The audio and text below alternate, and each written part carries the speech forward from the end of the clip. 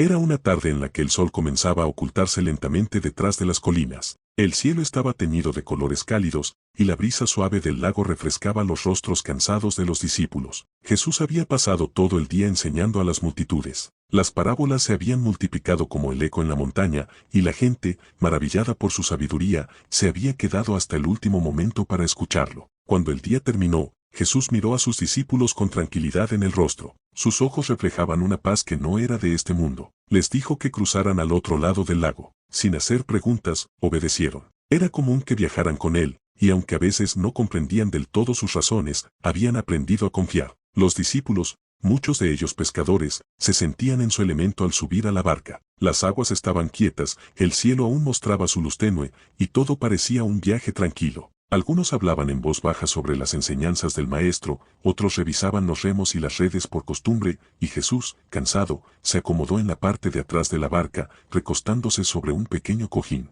En cuestión de minutos, se quedó profundamente dormido. Mientras la barca avanzaba en medio del lago, una sombra comenzó a cubrir el cielo. Primero fue una nube, luego otra, y después el viento empezó a soplar con fuerza. Los discípulos lo notaron, pero al principio no se alarmaron. Era normal que el clima cambiara de pronto. Sin embargo, esta vez fue distinto. El viento se transformó en una tormenta furiosa. El agua comenzó a agitarse con violencia, y las olas crecían como si el mismo mar estuviera levantándose en contra de ellos. Los discípulos se pusieron de pie, intentaban maniobrar la barca como sabían hacerlo, pero pronto se dieron cuenta de que la tormenta era más grande que cualquier conocimiento que tuvieran. Las olas chocaban contra el casco con fuerza desmedida, y el agua empezó a llenar la embarcación. Las voces comenzaron a alzarse entre el rugir del viento. Algunos gritaban, otros trataban de achicar el agua, pero todos tenían miedo. El cielo se tornó negro, como si la noche hubiera caído antes de tiempo. En medio de todo ese caos, alguien recordó que Jesús estaba con ellos.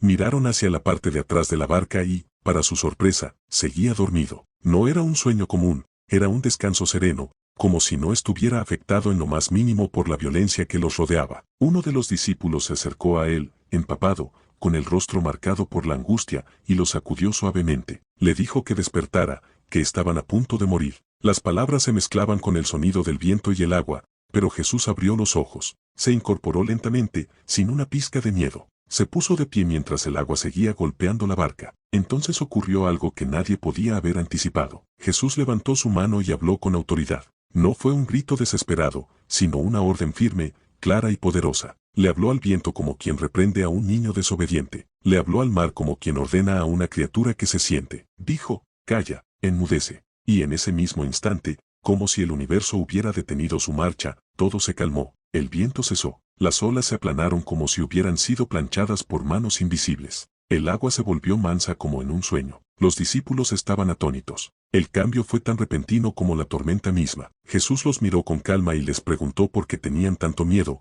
porque no habían tenido fe. Sus palabras no fueron de condena, sino de enseñanza, como un padre que guía a su hijo en medio del error. Los discípulos no sabían qué decir. Estaban sobrecogidos. Se miraban unos a otros y murmuraban entre ellos. Se preguntaban quién era él realmente, que incluso el viento y el mar le obedecían. Habían visto milagros antes, habían visto a ciegos recuperar la vista, a cojos caminar, a endemoniados ser liberados, pero ver al cielo mismo inclinarse ante su voz era algo completamente diferente. Esa noche no durmieron. La calma del lago era extraña después de haber sentido el poder de la tormenta. Jesús volvió a recostarse, como si nada hubiera pasado, y cerró los ojos con la misma paz de antes. Ellos, en silencio, se quedaron contemplándolo, y poco a poco comprendieron que no estaban solos, que aunque el peligro los rodeara, si él estaba en la barca, no tenían nada que temer. Ese momento quedó grabado para siempre en sus corazones, no solo porque vieron un milagro, sino porque entendieron que la verdadera seguridad no está en la fuerza de los remos,